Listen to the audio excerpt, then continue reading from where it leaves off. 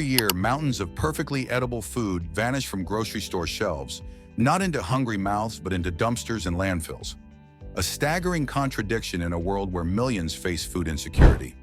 What happens to unsold food in grocery stores is a question that unravels a web of supply chain secrets, corporate policies, and environmental consequences. Behind the glossy aisles and neatly stacked produce lies a hidden ecosystem of waste, where expiration dates, cosmetic imperfections, and logistical hurdles dictate the fate of billions of dollars worth of food. From last-minute markdowns to covert partnerships with food banks, the journey of unsold groceries reveals both troubling inefficiencies and innovative solutions in the fight against food waste. The scale of food waste in grocery stores is staggering. In the U.S. alone, retailers generate nearly 16 billion pounds of unsold food annually, much of it still safe to eat.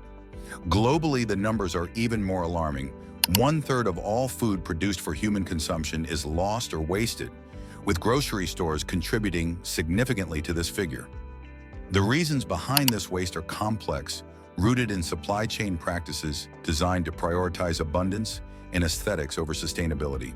Stores stockpile excess inventory to avoid empty shelves, knowing full well that a portion will never sell.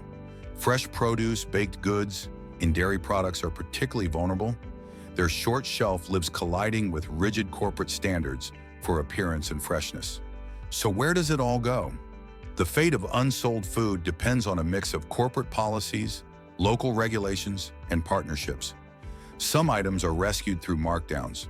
Think managers' special stickers on day-old bread or bruised fruit sold at a discount. Others are donated to food banks, shelters, or nonprofits, though this process is often hampered by liability fears, logistical challenges, and strict food safety guidelines.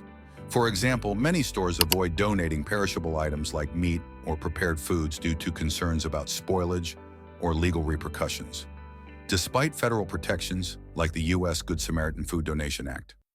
Then there's the darker side of the supply chain, food destined for landfills. Grocery stores frequently discard unsold items simply because it's cheaper and easier than coordinating donations or alternative disposal methods. This waste isn't just a moral failing, it's an environmental crisis.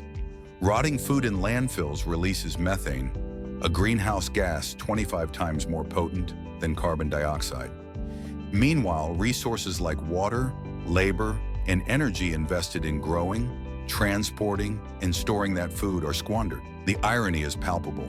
The same supply chains designed to feed communities are quietly exacerbating climate change. Yet not all hope is lost. Behind the scenes, a growing number of retailers, startups, and advocates are working to reroute unsold food from trash bins to tables. Apps like Too Good To Go and Flash Food connect consumers with discounted surplus items, while companies like Imperfect Foods rescue ugly produce rejected by traditional retailers. Some grocery chains have embraced zero-waste initiatives, partnering with composting facilities or anaerobic digesters to convert food scraps into energy. Others are overhauling inventory systems with AI-powered tools that predict demand more accurately, reducing overstocking. The supply chain itself holds secrets that could unlock solutions. For instance, closed-loop systems, where unsold food is repurposed into animal feed, biofuels, or even new products like beer brewed from stale bread, are gaining traction. In France, a 2016 law bans supermarkets from destroying unsold food, mandating donations instead. Similar policies are being debated worldwide, pushing retailers to prioritize sustainability over convenience.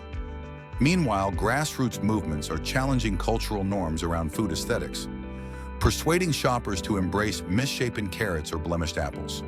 The battle against food waste is far from over, but the tide is slowly turning. As consumers demand transparency and governments tighten regulations, grocery stores are being forced to reckon with the true cost of unsold food.